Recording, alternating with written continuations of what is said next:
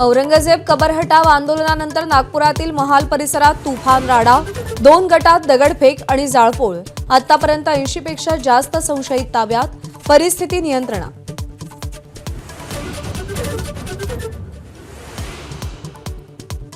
नागपुरात कबरीवरून झालेल्या राड्यात अनेक पोलीस जखमी, पोलीस उपायुक्त निकेतन कदमांवर कुऱ्हाडीनं हल्ला, तर अग्निशमन दलाच्या जवानांवरही दगडफेक।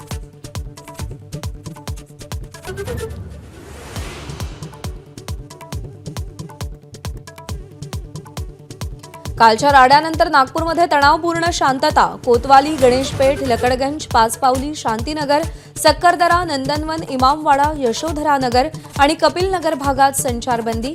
रात्रभर पोलिसांचं अटक सत्र।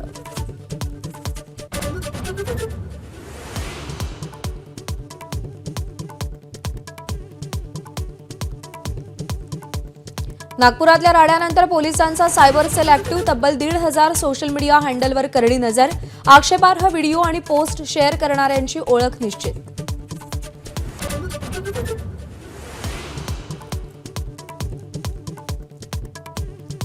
नागपूरचा राडा हा ठरवून केलेला प्रकार, स्थानिक आमदार प्रवीण दटकेंचा आरोप।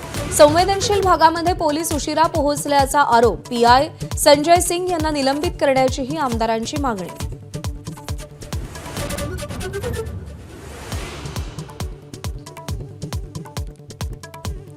कबर हटाव आंदोलनानंतर नागपुरात राडा होणं अतिशय दुर्दैवी। अल्पसंख्याक आयोगाचे अध्यक्ष प्यारे खान यांची प्रतिक्रिया।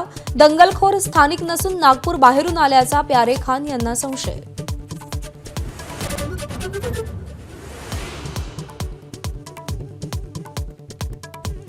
राड्यानंतर नागपूरकरांना मुख्यमंत्री देवेंद्र फडणवीसांकडून शांततेचं आवाहन, तर परिस्थिती नियंत्रणात आणण्यासाठी सहकार्य करण्याचं गडकरींचंही आवाहन।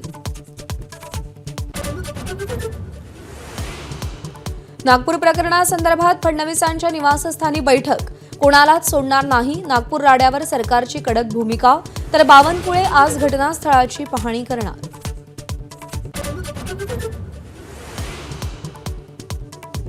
मुंबईतील एका हत्या प्रकरणी गँगस्टर छोटा राजन निर्दोष। दाऊदचा भाऊ इक्बालच्या ड्रायव्हरच्या हत्येप्रकरणी स्पेशल सीबीआय कोर्टाकडून राजनची निर्दोष सुटका।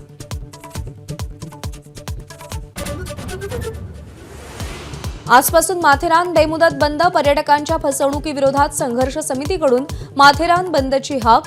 मुख्य प्रवेशद्वार दस्तुरी नाक्यावर पर्यटकांची लूट होत असल्याचा संघर्ष समितीचा आरोप।